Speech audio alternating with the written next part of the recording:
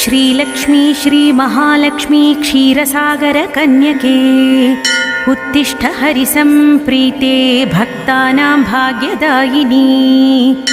उत्तिष्ठोत्तिष्ठ श्रीलक्ष्मी विष्णुवक्षस्थलालये